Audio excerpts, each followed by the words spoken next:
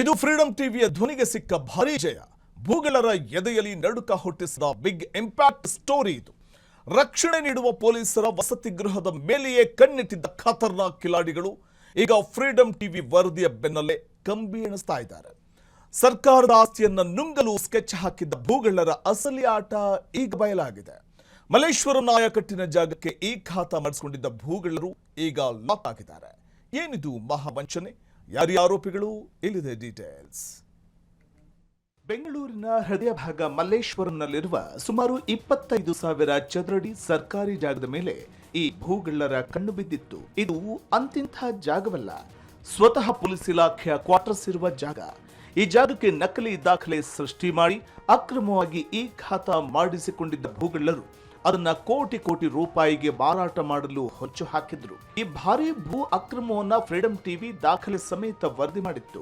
ವರದಿ ಪ್ರಸಾರವಾದ ಬೆನ್ನಲ್ಲೇ ಎಚ್ಚೆತ್ತ ಮಲ್ಲೇಶ್ವರಂ ಪೊಲೀಸರು ಈ ಕಾರ್ಯಾಚರಣೆ ನಡೆಸಿ 3 ಆರೋಪಿಗಳನ್ನ ಬಂಧಿಸಿದ್ದಾರೆ.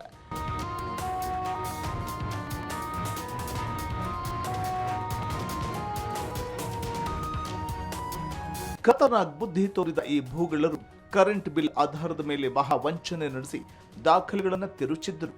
ಪ್ರಕರಣದ ಗಂಭೀರತೆ ಅರಿತ ಲೋಕಾಯುಕ್ತ ಇನ್ಸ್ಪೆಕ್ಟರ್ ಮಲ್ಲೇಶ್ವರಂ ಠಾಣೆಗೆ ದೂರು ನೀಡಿದ್ರು. ಇದರ ಬೆನ್ನಲ್ಲೇ ಕಾರ್ಯಾಚರಣೆ ನಡೆಸಿದ ಪೊಲೀಸರು ಕೃಷ್ಣಮೂರ್ತಿ, ಶ್ರೀನಾಥ್ ನಗರಗಡೆ ಹಾಗೂ ಕೃಷ್ಣ ಎಂಬುವವರನ್ನ ಬಂಧಿಸಿದ್ದಾರೆ. ನಗರದ ಹಲವೆಡೆ ಇದೇ ರೀತಿ ಸರ್ಕಾರಿ ಜಾಗವನ್ನ ಇವರು ನುಂಗಿರುವ ಆತಂಕಕಾರಿ ವಿಷಯ ಈಗ ತನಿಖೆಯಿಂದ ಹೊರಬರ್ತಿದೆ.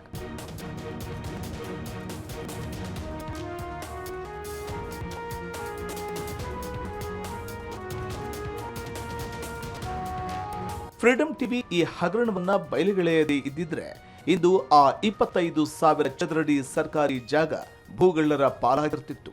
ಸಾರ್ವಜನಿಕ ಆಸ್ತಿಯನ್ನ ಉಳಿಸುವಲ್ಲಿ ಫ್ರೀಡಂ ಟಿವಿ ತೋರಿದ ಬದ್ಧತೆಗೆ ಈಗ ದೊಡ್ಡ ಯಶಸ್ಸು ಸಿಕ್ಕಿದೆ. ಮಲ್ಲೇಶ್ವರಂ ಪೊಲೀಸರು ಪ್ರಕರಣ ದಾಖಲಿಸಿಕೊಂಡಿದ್ದು ಈ ಜಾಲದಲ್ಲಿ ಇನ್ನೂ ಯಾರಿದ್ದಾರೆ ಎಂಬ ಬಗ್ಗೆ ತನಿಖೆ ಚುರುಕುಗೊಳಿಸಿದ್ದಾರೆ.